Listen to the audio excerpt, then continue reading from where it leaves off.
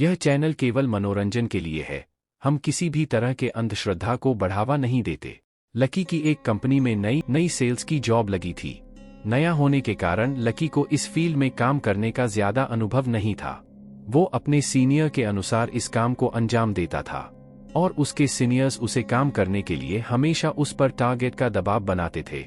ऐसे ही एक शाम को उसके सीनियर्स की कॉल आई और उसे कंपनी के सामान की मार्केटिंग के लिए शहर की एक अजीब सी सुनसान जगह जाने के लिए कहा। उसने घड़ी की ओर देखा तो शाम के 5 बज रहे थे। बाहर मौसम काफी खराब था। घने बादलों के कारण ऐसा लग रहा था कि मानो रात चुकी हो। साथ ही साथ तेज बारिश भी शुरू हो गई थी। लकी वहां जाता तो लौटने में देर रात हो जाती। यह सोचकर उसने अपने सीनियर से कहा कि सर, मेरे हिसाब से इतनी देर वहां जाना ठीक नहीं, मैं कल चला जाऊंगा। दूसरी ओर से उसका सीनियर गुस्सा होकर बोला, देखो, सेल्स वाले बंदे समय नहीं देखा करते। इस फील्ड में वैसे ही भी बहुत कंपटीशन है। यदि तुम्हें कोई परेशानी हो रही है तो मैं किसी और को भेज सकता हूँ, उसका टारगेट भी पूरा हो जाएगा। टारगेट के बारे में सोचकर लकी ने जाने के लिए हाँ कर दी।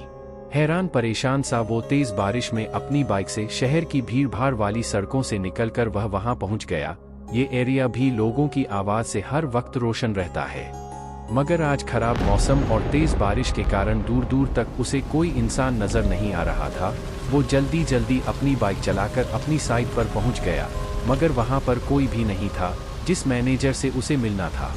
वो आज खराब मौसम के कारण जल्दी अपना काम खत्म कर अपने घर निकल गया था। लकी खुद पर गुस्सा करने लगा कि वो यहाँ कॉल करके क्यों नहीं आया। उस वक्त रात के 10 बज चुके थे।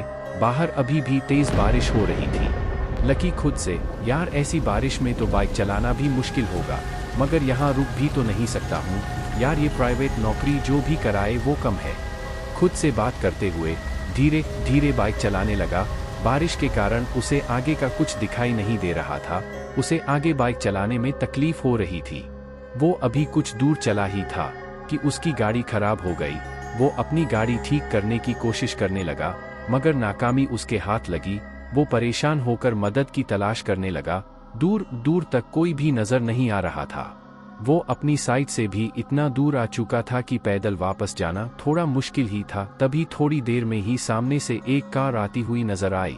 लकी के चेहरे पर आई हुई परेशानी कुछ हद तक कम हो गई थी। अब उसको विश्वास हो गया था कि उसे मदद मिल जाएगी। उसने तुरंत अपनी बाइक सड़क के किनारे लगा दी और कार रोकने के लिए इशारा करने लगा, मगर वो कार उसे देखकर नहीं रुकी। तो लकी के चेहरे पर निराशा आ गई और फिर कोई साधन तलाश करने लगा। अगले ही पल वो कार रिवर्स में आकर उसके पास आकर खड़ी हो गई। उसे हैरानी हुई कि जो कार अभी बिना रुके चली गई अचानक से पीछे क्यों आई। जैसे ही कार उसके पास आकर रुकी, सड़क किनारों के लैंपों की हल्की रोशनी में उसने देखा कि कार की हालत बहुत ही खराब हो चुकी थी।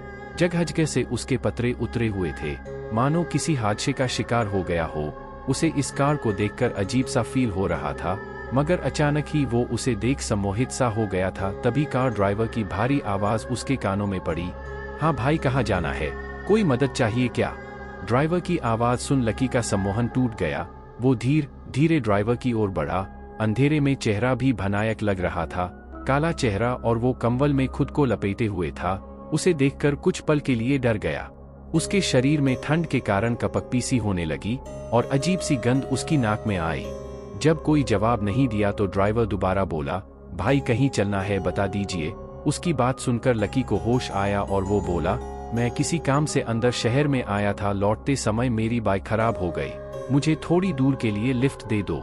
ड्राइवर, भाई हम तो यहाँ पर मदद करने के लिए ही है, आगे तो जगह नहीं है, पीछे बैठ जाओ। ये कहकर ड्राइवर अजीब तरीके से हंसने लगा। अंधेरे वीरान में लकी को इस तरह की हंसी बहुत अजीब लगी, मगर उसे मदद की बहुत जरूरत थी। इसीलिए उसके कहने पर लकी पीछे की सीट पर बैठ गया। बैठकर उसने देखा कि वहां पर एक बुजुर्ग आदमी और उसके साथ एक छोटा बच्चा और एक महिला घूंघट ओढ़कर बैठी हुई थी। लकी उनके पास बैठ गया और जैसे ही कार चलने लगी, पीछे बैठे वो बुजुर्ग आदमी, वो बच्चा और वो महिला लकी की ओर अजीब सी निगाहों से देखने लगे। उनकी सफेद आंखें लकी के मन में भय पैदा कर रही थी। जब से वो इस कार के पास आया था तब से अजीब सी गंध उसकी नाक को परेशान कर रही थी। उसे समझ नहीं आ रहा था कि ये गंध किस चीज की है। लकी अपनी नाक पर रुमाल रखकर चुपचाप बैठा था। तभी वो बुजुर्ग धीरे धीरे उसकी तरफ होने लगा। जैसे वो पास आ रहा था, वो बदबू बढ़ती जा रही थी, साथ ही में ठंड भी।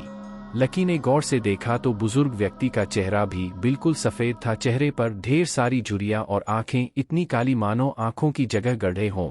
उस पर लगे हुए चश्मे की गिलास टूटी हुई थी। लकी डरते हुए साइड में होता गया। बुजुर्ग ने उसे कहा, बेटा कौन हो तुम? बहुत दिनों बाद इस रास्ते पर किसी सवारी को देखा है। बुजुर्ग के ऐसा बोलते हुए ही उसके साथ के सब लकी को और घूर कर देखने लगे। उन सबकी आंखों में एक खालीपन सा था। यह देखकर लकी थोड़ा सा परेशान हो गया था। लकी ने सिगरेट के लिए अपनी जेब में हाथ डाला तो उसके हाथ में लाइटर आ गया। जैसे ही उसने लाइटर जलाया, वो बुजुर्ग डर कर उससे थोड़ा दूर हो गया, मगर वो अजीब सी गंध और अधिक आनी शुरू हो गई। लकी ने अपने हाथ में सिगरेट का डब्बा निकाला। वो बारिश में पूरा भीग चुका था।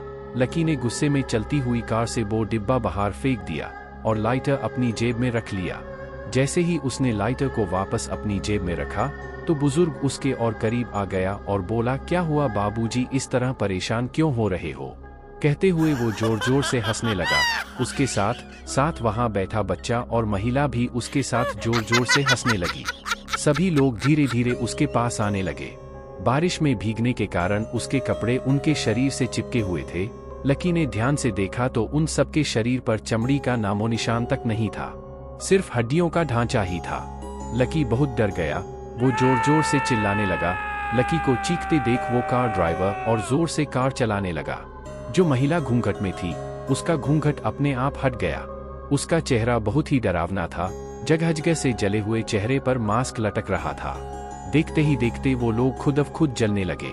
ये अचानक से जलते हुए लोग और वो गंध और तेज होने पर लकी को समझ आ चुका था कि वो गंध किस चीज की है।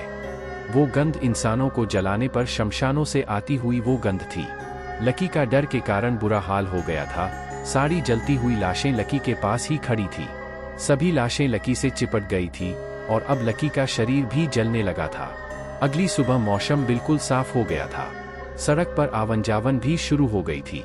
लकी का जला हुआ शरीर उसकी बाइक के पास मिला।